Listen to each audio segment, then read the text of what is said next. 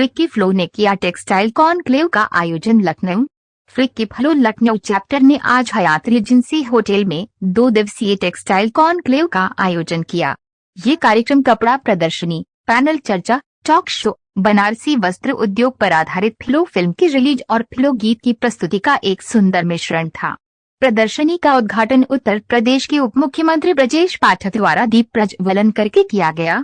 इस अवसर पर उन्होंने कहा कि मुझे अनंतम का उद्घाटन करते हुए खुशी हो रही है। देश और विशेष रूप से उत्तर प्रदेश के कपड़ा उद्योग को प्रोत्साहन प्रदान करने के लिए FICCI ladies organisation Lucknow chapter की ये एक शानदार पहल है।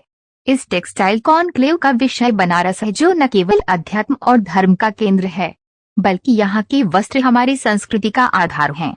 यही हमारी विरासत है, जिसे हम भविष्य में अपने बच्चों को सौंपना चाहते हैं।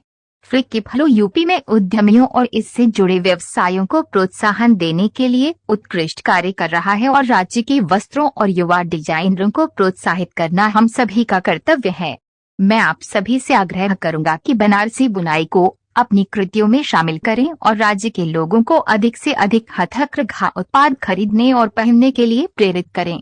इस अवसर पर फिक्की फ्लो की अध्यक्ष स्वाति वर्मा ने बताया कि अनंतम न केवल हथकरघा और स्वदेशी उत्पादों पर केंद्रित प्रदर्शनी है, बल्कि हथकरघा वस्त्रों को बढ़ावा देने के लिए हम प्रदेश सरकार से उनकी सहायता के लिए भी प्रयासरत है। हम हथकरघा बुनाई की इस कला को जीवित रखें और इसे समृद्ध बनाएं।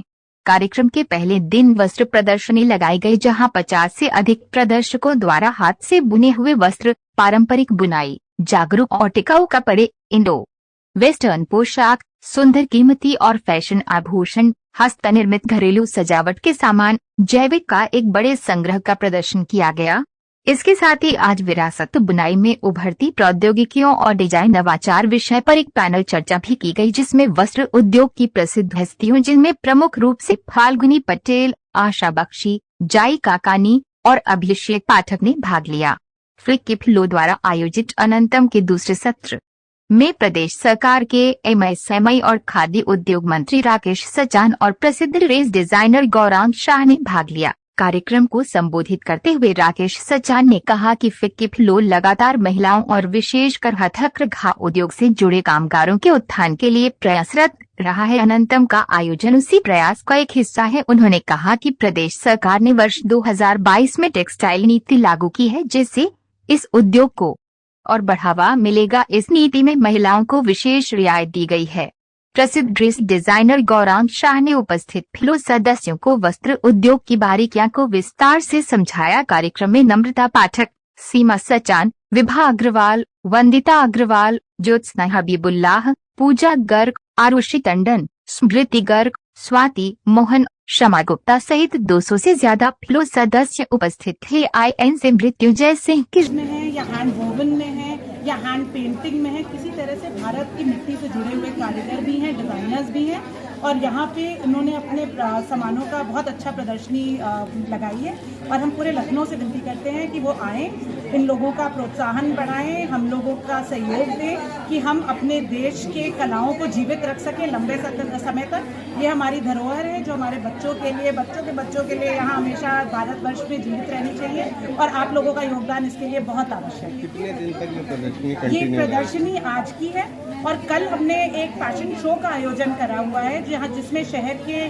सारे बड़े डिजाइनर्स और बड़े ज्वेलर्स पार्टिसिपेट कर रहे हैं। उस फैशन शो की भी ये खासियत है कि उनका थीम बनारस है, तो सारे जितने भी डिजाइनर्स हैं उन्होंने बनारस की फैब्रिक्स यूज करके अपना कलेक्शन तैयार किया है और वो कल सेंट्रम में है, एग्जीबिशन आज हायर में। मैम, मुख्यमंत्री ब्रजेश पाठक जी आए तो उन्होंने क्या कहा? डेप्यूटी CM आए थे ब्रजेश पाठक जी हमारे यहाँ प्रदर्शनी में और उन्होंने भी यही कहा कि वो उम्मीद करते हैं कि जितनी भी ऑर्गेनाइजेशन शहर में है वो सब अपना योगदान दे भारत की कलाओं को जीवित रखने के लिए, उनका प्रोत्साहन करें।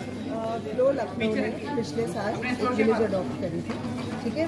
हालांकि हमने और भी विलेजेस अडॉप्ट करी हैं, लेकिन अभी पिछले साल से हमारी जो विलेज है इसमें बहुत काम हो रखा है और फ्लो के मेंबर्स ने ही वहाँ की औरतों को अलग अलग तरीके की कलाएं सिखाई हैं। जैसे कि चिकनकारी में हम लोगों ने वहाँ की महिलाओं को जो है पूरी चिकन की एम्ब्रॉयडरी करना सिखाया है, जिसके लिए उन्होंने जैसे नैपकिन्स बनाए हैं और टेबल मैट्स बनाए हैं और बहुत सी चीज़ें बनाई हैं। फिर एक कला ये है जो क्रोशिया, ये भी हमारे मेंबर ने ये कला उन लोगों को सिखाई है, जिसकी इससे इन्होंने ये मैट्स बनाए हैं इस तरीके के।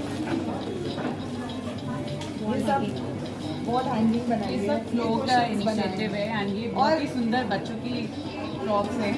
ये हमारे स्टिचिंग यूनिट में जो है अगेन हमारे ही मेंबर्स ने सब स्किलिंग सारी मेंबर्स ने ही कराई है। उन लोगों को विलेज में जाकर अपना वक्त बिताया है उन लड़कियों के संग, और इस तरीके से हम लोग ने कोशिश करी है कि हम उस विलेज की सारी लड़कियों को इतना सक्षम बना दें कि वो अपने पैरों पे खड़ी हो सके, कोई एक ऐसी कला सीख सके कि वो कहीं पे भी जाए, देश के किसी कोने में भी वो रहें, उसके बल पे वो पैसा भी कमा सके और अपने कला का प्रदर्शन कर सके।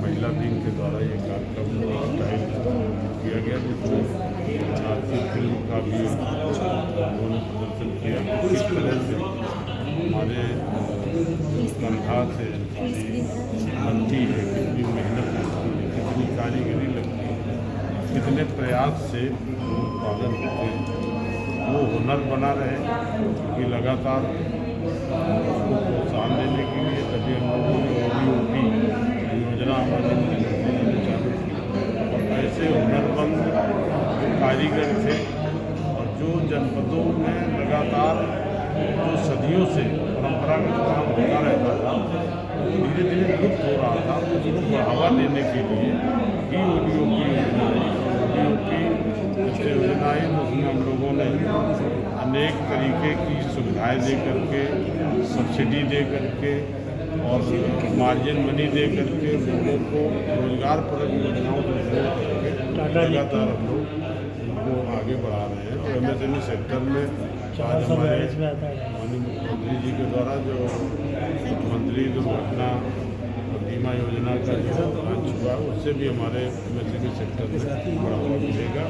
और ये कार्यक्रम एक बड़ा हम लोगों ने ऐतिहासिक है जो आज आप देख लीजिए और वीडियो में दिखा रहे हैं कि किस तरह से हमारे कश्मीर में, पूरे देश में, इंडिया में किस तरह से लोग कितनी कारीगरी के बाद एक साड़ी तैयार करते हैं, और जब हाथ से कोई काम होता है तो स्वाभाविक रूप से उसकी कीमत ज़्यादा होती है। लेकिन कीमत देने वाले हमारे यहाँ आज भी लोग सत्य उनको सही तरीके से सामान मिले तो कीमत देने में कोई दिक्कत नहीं है।